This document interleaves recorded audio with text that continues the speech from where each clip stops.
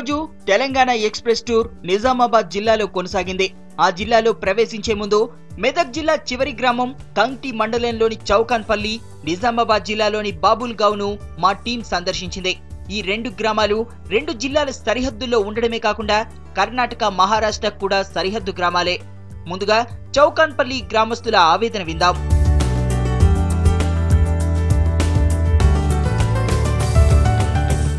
మనం ఇప్పుడు మెదక్ జిల్లాలోని కంగ్టి మండలంలోని చౌకంపల్లి గ్రామంలో ఉన్నాం. చౌకంపల్లి గ్రామానికి ఒక ప్రత్యేకత ఉంది. అది కర్ణాటక, మహారాష్ట్ర సరిహద్దులో ఉన్నటువంటి గ్రామం. ఇది చాలా రోజులు కొన్నేళ్ల కిందటి వరకు ఇక్కడ ఉన్నటువంటి ప్రజలు నీటి ఎద్దడితో విలువలాడే పరిస్థితి ఉండేది. చివరికి స్నానం చేస్తే కూడా వాళ్ళు మంచం మీద కూర్చొని స్నానం చేసే పరిస్థితి ఉండేది. అలాంటి పరిస్థితి నుంచి ఇప్పుడిప్పుడు ఏమైనా మారిందా లేదా, ఈ కొత్తగా రాబోతున్నటువంటి ప్రభుత్వం నుంచి చౌకంపల్లి గ్రామస్తులు ఏం ఆశిస్తున్నారో వాళ్ళతో తెలుసుకునే ప్రయత్నం చేద్దాం. ఇక్కడ చాలా మంది గ్రామస్తులు ఉన్నారు. చెప్పండి, మీ పేరేంటి? నా పేరు బాపట్ల అండి. బాపట్ల, చెప్పండి, మీ ఊర్లో ఉన్నటువంటి సమస్యలు ఏంది? ఇప్పుడు ఎలక్షన్ వస్తుంది త్వరలో. ఇప్పుడు నా గవర్నమెంట్ అయిపోయింది, నెక్స్ట్ కొత్త గవర్నమెంట్ వస్తుంది. ఆ గవర్నమెంట్ నుంచి మీరు ఏం ఆశిస్తున్నారు? మీ ఊరికి ఏం కావాలి? ఇప్పుడు ఏ గవర్నమెంట్ వచ్చినా మనకు చేసే ఎవరు లేరలు. ఇప్పుడు మనకి ఇది కావాల్సింది నీళ్లు కావాలి, రోడ్డు కావాలి, గ్రామానికి స్కూల్ కావాలి మంచి.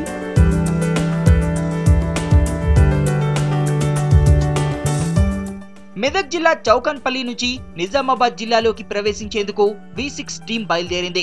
రాళ్లు రప్పలు తప్ప రోడ్డు మార్గమే లేనటువంటి బాబుల్గావ్ కు ఎన్నో వ్యయ ప్రయాసాలు కోర్చి తెలంగాణ ఎక్స్ప్రెస్ చేరింది.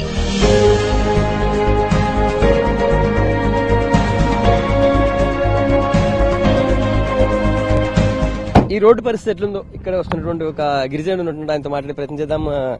నాయక్, మీ పేరేంది? నా పేరు చండు. ఏ ఊరు మీది? ఏ తండ? మన జిరిగితండ. చెప్పండి, మీకు రోడ్ ఎట్లా ఉంది? చూస్తున్నా, అప్పటి నుంచి వస్తుంటే మా బండి ఎక్కడ పంక్చర్ అవుతుందో నాకు టెన్షన్ ఉంది. అట్లాంటి రోడ్డు ఉంది ఇది. ఈ రోడ్ లో మీరు ఎట్లా బతుకుతున్నారు? ఎన్నేళ్ల నుంచి ఇట్లా ఉంది పరిస్థితి?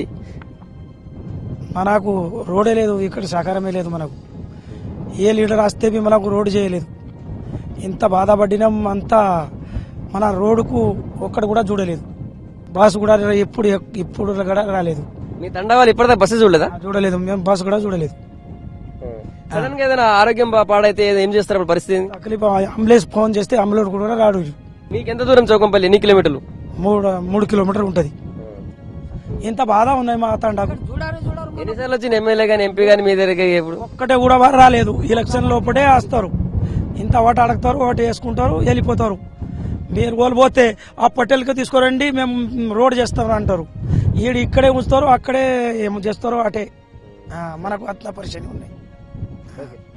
ఇది గ్రామస్తుల యొక్క ఆవేదన. ఇక్కడ ఉన్నటువంటి పరిస్థితి ఎలా ఉంది, రోడ్ ఎలా ఉందని వాళ్ళు చెప్తున్నటువంటి. ఇంకొద్దిగా లోపల గ్రామంలోకి వెళ్దాం. గ్రామంలోకి వెళ్ళిన అక్కడ వాళ్ళ పరిస్థితులతో మాట్లాడే ప్రయత్నం చేద్దాం. సర్పంచ్ సార్, మీరు చెప్పండి. నమస్తే. ఇప్పుడు ఇట్లాంటి పరిస్థితి ఉంది, మీరు ఒక సర్పంచ్ గా మీరు మీ నాయకుని అడిగి ఉంటారు చాలా సార్. ఏమంటారు వాళ్ళు రోడ్డు గురించి? ఈ రోడ్డు గురించి ఏమంటారు సార్? అడిగినప్పుడు చేస్తాం, అడిగినప్పుడే మంజూరైంది. ఇది ఎక్కడంటే ఖండబల్లు టు ఇటెలవాడి టు మళ్ళా బాబులగమ్మకు శాంక్షన్ అయింది. కొన్ని కోట్ల శాంక్షన్ అయింది. 8 కోట్లు 6 కోట్లు శాంక్షన్ అయింది అంటారు సార్. ఆయన శాంక్షన్ అయింది అంటారు కనుక కాకచింది. ఇప్పుడు మాకు ఇక్కడ ఏదైనా ఒక డెలివరీ సమస్య ఉండే అంటే ఏమైనా ఊరు జీబిది కడితేనే ఖరా, లేకుంటే ఆ డెలివరీ మనిషి ఆనే చచ్చిపోవాలి. అంత ఇబ్బంది. చుట్టూ చూస్తే శ్రీలంక, ఇక్కడ చూస్తే వాటరు. మళ్ళీ ఇంకొకటి అంటే మేము వాటర్ తాగాలంటే ఏముంది అంటే సార్, మాకు చక్కగా ఈడికెళ్ళి 3 కిలోమీటర్ ఒక్కనాడు మోటార్ సరిగా నడకపోయి అంటే 3 కిలోమీటర్ పోయి నీళ్ళు దేవంటుంది. మాకు మీ పక్కనే పెద్ద ప్రాజెక్ట్ ఉందబ్బా. పక్క ప్రాజెక్ట్ ఏం సార్, ఒకటి గలీజ్ నీళ్ళు మొత్తం పసి నీళ్ళని అంటే అంటే మాకు ఫిల్టర్ లేని ఎట్లా తాగుతారు సార్ నీళ్ళు? ఇప్పుడు పెద్ద పార్టీ ఏమారు వచ్చినంటే సమస్యను ఏమారు అడిగితే నాయకులు వస్తారు, ఇది పెడదాం, ఇట్లా చేద్దాం, అది గట్ల చేద్దాం అంటారు, చేస్తారు, వెళ్ళిపోతారు. ఆయన గెలిచింది అంతసేపే, గెలుచుకోరు కదా వాళ్ళ అట్టే మేము ఇటేగా కిషోర్ పరిస్థితి 4 సార్ మా జనంకంత మొత్తం. ఇలాంటి గ్రామ స్థాయి లీడర్లు పోయి అడిగినా కూడా మీకు స్పందించారా? లీడర్ కూడా అడిగిన కూడా వస్తాం, చేస్తాం, చూస్తాం, చేద్దాం, కిషోర్ పరిస్థితి అంటారు సార్. మీ ఊరికి పరిస్థితి ఎట్లా ఉంది? మీ ఊరు పరిస్థితి? హైదరాబాద్ నుండి వస్తున్నావు కదా, హైదరాబాద్ లో చేస్తున్నావు కదా, నీకు ఇది రాగానే ఏమనిపిస్తుంది? ఎట్లా వస్తావు? మీ ఊరికి ఎట్లా వస్తావు, ఎట్లా పోతావు? వచ్చేటప్పుడు ఇక జీప్ లేకపోతే నడుచుకుంటారా? నడుచుకుంటా. ఎన్ని కిలోమీటర్లు? 10 కిలోమీటర్స్. 10 కిలోమీటర్స్. 10 ఎండలో.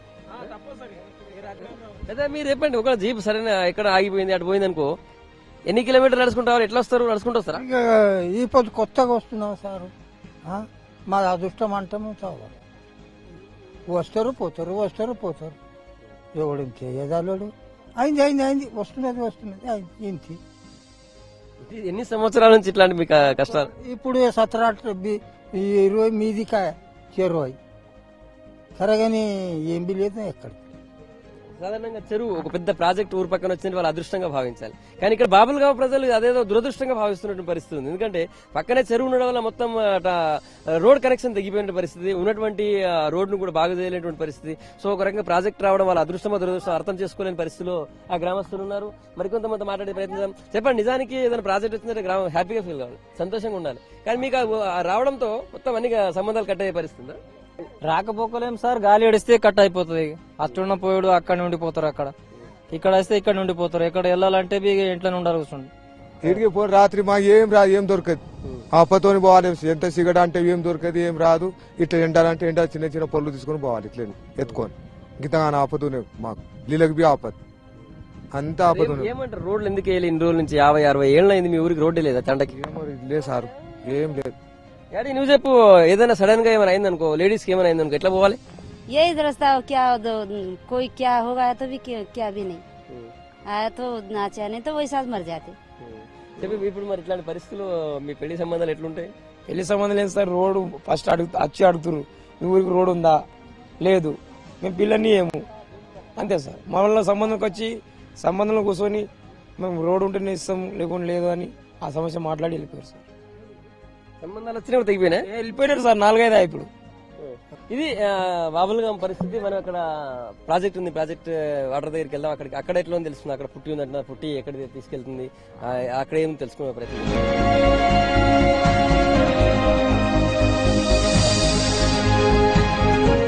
ఇప్పుడు చెప్పండి, మీ దగ్గర ఇది ప్రాజెక్ట్ ఉంది, ఇక మరి తాగే నీళ్ళ పరిస్థితి ఉంది, ఎట్లుంది? తాగే నీళ్ళు సార్ ఇవి చెర్లకెళ్ళి ట్యాంక్కి ఎక్కుతా సార్. ట్యాంక్కి వెళ్ళి మొత్తం ఊళ్ళో సప్లై ఉన్నది, అవే నీళ్ళు సార్ మేము తాగేది. అంటే ఫిల్టర్ చేయాలి చూడండి, మొత్తం చెత్త చెదరం ఉంది, అంత మట్టి ఉంది, అంత చాలా కొట్టుకొచ్చిన పెంట కూడా దీని లోపల ఈ పరిచయం లోపల ఇవే కూడా మాకు ట్యాంక్ ఎక్కుతాయి. ట్యాంక్ వెళ్ళి ఊళ్ళో సప్లై అవుతుంది సార్, అవే మనం తాగొచ్చు.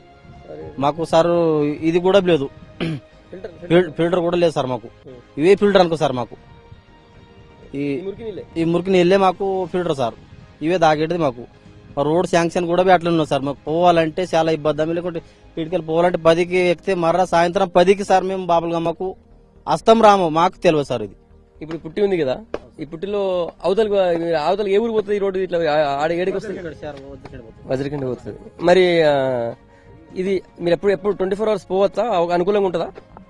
10కి వెళ్తామంటే మర్రా రాత్రికి గాలి ఉండనంటే రాత్రి 10కి వస్తాము, 12కి వస్తాము, తెలియదు సార్. గాలి ఉండనంటే రాము. గాలి అంటే ఏమైతుంది? గాలి ఉంటే ఏమైతుంది? బోర్లో పడిపోతుంది సార్ పుట్టి. గాలి ఇక్కడికి వెళ్ళి ఉండంటే అక్కడికి మేము వస్తాం కదా, అది ఇంత పల్టీ అయిపోతుంది. అందుకోసం మేము గాలి లోపల రాము సార్, అక్కడనే పండుకుంటాం. వజ్రకండికి ఉంటే బాగా గాలి ఉందంటే రాత్రి అడ్డ పడుకుంటారు సార్. నైట్కు వజ్రకండి ఉంటాము, లేకుంటే గాలి లేకపోయానంటే ఇంటికి వచ్చేస్తాం సార్. బాబుల్గమ్మది ఈ పరిస్థితి ఉన్నది. ఓడు నాయకుడు కూడా దీనికి పట్టించుకున్న వచ్చిండ్రు సార్. మీకు ఇప్పుడు వంతెన కడతామని అని చెప్పినట్టు కదా, వంతెన కడతామని ఎన్ని రోజులు చెప్తున్నారు? అది సార్ ఇప్పుడు 2 సంవత్సరం నడుస్తుంది. నడిచింది ఎన్ని రోజులు, మొన్న దాకా జూన్ లోపల నడిచింది. వర్షం పడి అంత మునిగిపోయింది సార్. మునిగిపోయింది అంత వాళ్ళు సామాన్ తీసుకుని వెళ్ళిపోయిండ్రు. మరి ఇప్పుడు ఇంకా శాంక్షన్ అయింది అన్నట్టుండ్రు, కానీ దానికి చూడకొచ్చిండ్రు, చేయకొచ్చిండ్రు దానికి. ఎన్ని సంవత్సరాల నుంచి మీ ప్రాబ్లం ఉంది? ఇక్కడ నుంచి అటు పోవడానికి రవాణా సౌకర్యం లేక ఎన్ని సంవత్సరాలు అయింది? ఇట్లా దాదాపు 20 సంవత్సరాలుగా ఉంటుంది సార్. నేను 5వ తరగతి ఉంటుంది సార్, అప్పుడు చెరువు అయింది. ఇది చదువుకోవడానికి నాకు ఏం బాధ్యత లేకపోతే రోడ్ సౌకర్యం లేకపోయి నేను చదువు ఆపుకున్నా సార్. 10th వరకు చదువుకొని ఇక్కడ నాయకులు వస్తారు, ఓటు అడుగుతారు, ఓటుకి గెలిపిస్తున్నాము. తర్వాత మీకు ఏమున్న సమస్యని మాకు అడగడానికి నాయకులు ఎవరు వస్తలేరు సార్ ఇక్కడికి. అది పరిస్థితి సార్. ఒకవేళ ప్రాజెక్ట్ బ్రిడ్జ్ అయింది అనుకోండి, వంతెన అయింది అనుకో, మీకు ఎంత దగ్గర కవర్ అవుతుంది? మాకు 10 కిలోమీటర్ కవర్ అయిపోతుంది. 10 కిలోమీటర్ బిచ్చుకుని వెళ్ళాలంటే రోడ్డు సేఫ్టీగా వస్తాం. సాయంత్రం పొద్దున పోయి మళ్ళీ సాయంత్రం వచ్చేస్తాం. ఎప్పుడెప్పుడు పోయి రావచ్చు. ఇప్పుడు బిచ్చుకుందా పోవాలంటే ఎట్లా పోతున్నారు? ఒకవేళ పుట్టి గాలి వస్తే పుట్టి పోదంటున్నారు, మీరు బిచ్చుకుందా పోవాలంటే ఎట్లా పోతారు? బిచ్చుకుని పోవాలంటే చోకంపల్లి, బోర్గి, ఇట్టలవాడి, నింగపల్లి, సౌరకాయ, కండే బోలూరు, బిచ్చుకుందా నడుచుకుంటా. అది కూడా జీబ్ ఉంటే అట్లా పోతాం. జీబ్ లేకపోయినా ఎన్ని కిలోమీటర్? 25 రూపీస్ వస్తుంది. 25 కిలోమీటర్ నడుచుకుంటూ పోతారా? తప్పదు సార్ మాకు.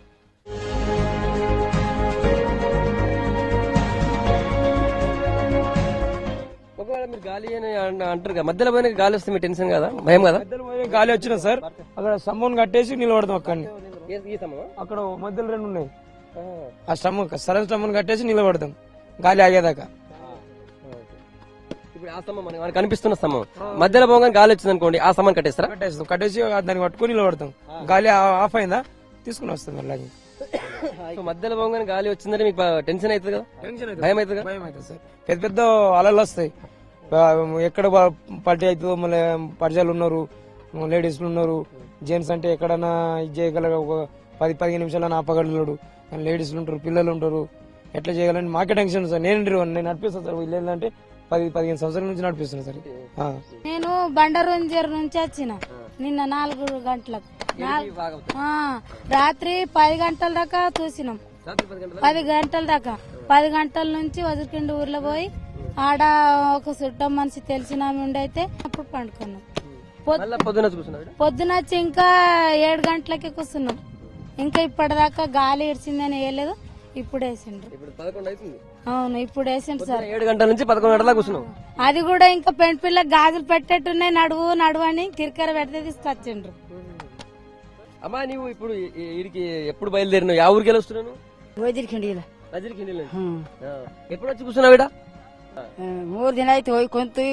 ಹೊಟ್ಟೆಗೆ ಅನ್ನ ಬೇಡ ಏನ್ ಬೇಡ, ಒಣ ಚಾ ಕಾಳು ತಿಂದಿ ನಾನು ಹೊಟ್ಟೆ ತುಂಬಂದು ಅನ್ನೋದು ಸರ್. ಅಲ್ಲೇ ಕುಂತಿದ್ದೆ, ಯಾವತ್ತನಾಯ್ತು ಈಗ 3 రోజుల నుంచి అన్నం లేదు, ఏం లేదు, చాయ్ తాగకుండా అక్కడ కూర్చున్నారు అవతల. ಬಿಸಿಲಿಗೆ ಕುಂತಿದ್ದೆ.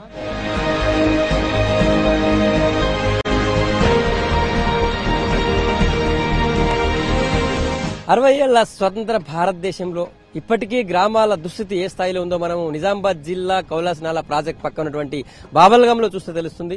బాబల్గాం గ్రామస్తులకు ఇప్పటికీ రోడ్డు రవాణా సదుపాయం లేనటువంటి దుస్థితితో అలమటిస్తున్నారు. వాళ్ళు నిజానికి ఇక్కడ నుంచి పక్కనే ఉన్నటువంటి 5 కిలోమీటర్ దూరంలో ఉన్నటువంటి గ్రామానికి వెళ్లాలంటే 25 కిలోమీటర్ ప్రయాణించాలి. లేదంటే ఇదిగో మనం చూస్తున్నాం ఈ పుట్టిలో వాళ్ళు ఈ ప్రాజెక్ట్ బ్యాక్ వాటర్ దాటాల్సినటువంటి పరిస్థితి.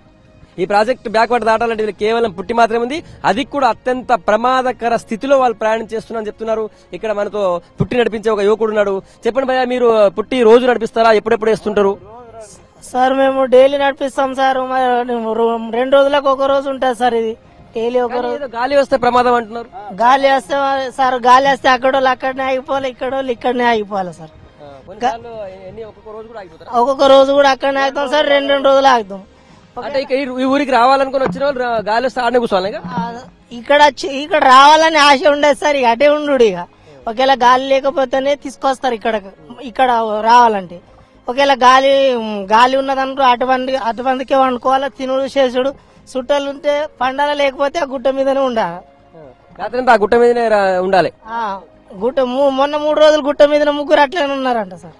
ఇప్పుడు మీరు గాలి వస్తుందని చెప్పి మీరు పుట్టి వేయరు, అప్పుడు ఎవరన్నా డెలివరీకి ఉండే లేడీ సడన్ గా నొప్పులు వస్తాయి, లేదా ఎవరికైనా ఏమైనా అయితే వాళ్ళ పరిస్థితి ఏమున్నా సరే గాలి ఉన్నదంటే వేసుకోపోరు. ఇక డెలివరీ ఉంటే డెలివరీ లేకున్నా సరే ఇక్కడ రావాలి, గానీ అక్కడ పోవడానికి వీలుండదు సార్. ఇది బాబల్గాం గ్రామ ప్రజల పరిస్థితుల గురించి చెప్పేటువంటి అద్దం పట్టేటువంటి సీన్ ఇది. ఎందుకంటే ఒక్కసారి ఎంత ప్రమాదకర పరిస్థితి వచ్చినా సరే వాళ్ళు ఇక్కడ నుంచి ఇంకో వేరే ఊరికి వెళ్లేటువంటి అవకాశమే లేదు. వాళ్ళకి పుట్టి తప్ప వేరే దిక్కే లేదు. ఆ పుట్టి కూడా వెళ్లాలంటే గాలి బలంగా వీస్తే, కొద్దిగా గాలి వీచినా కూడా ఎట్టి పరిస్థితుల్లో కూడా వాళ్ళు ఈ ప్రాజెక్ట్ ని దాటేటువంటి అవకాశం ఉండదు, ఈ నీళ్ళని దాటే అవకాశం ఉండదు.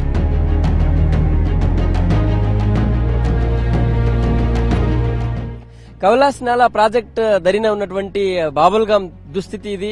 నిజామాబాద్ జిల్లా చివరిలో ఉన్నటువంటి గ్రామాన్ని ప్రభుత్వం పూర్తిగా పట్టించుకోగా తీవ్ర నిర్లక్ష్యం చేశారందుకు ఇదే ఎగ్జాంపుల్ కనిపిస్తుంది. వాళ్ళకు కనీసం ఈ గ్రామానికి వచ్చేందుకు రవాణా సౌకర్యం లేదు, రోడ్డు సదుపాయాలు లేనటువంటి దుస్థితి చూస్తున్నాం. ఇక్కడ నుంచి 25 కిలోమీటర్లు నడుచుకుంటూ పోతే కానీ వాళ్ళు సొంత జిల్లాలోకి ఎంటర్ కానటువంటి పరిస్థితి. ఇక మెదక్ జిల్లా కనెక్టివిటీ ఉన్నటువంటి 3 కిలోమీటర్లు కూడా రోడ్డు లేకపోవడంతో దాదాపు 10 కిలోమీటర్లు నడిచిపోవాల్సినటువంటి దుస్థితి ఏర్పడుతుందని చెప్పి వాళ్ళు ఆవేదన వ్యక్తం చేస్తున్నారు. ఇప్పటికైనా వచ్చేటువంటి కొత్త ప్రభుత్వం ఈ బాబుల్గాం సమస్యల్ని పరిష్కరించాలని వాళ్ళు డిమాండ్ చేస్తున్నారు.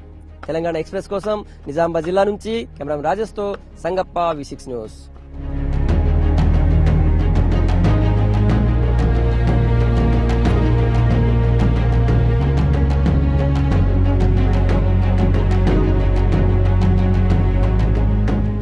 ఇది నిజామాబాద్ జిల్లాలో తెలంగాణ ఎక్స్ప్రెస్ టూర్. రేపు మల్లో జిల్లాలో కలుద్దాం. Stay tune.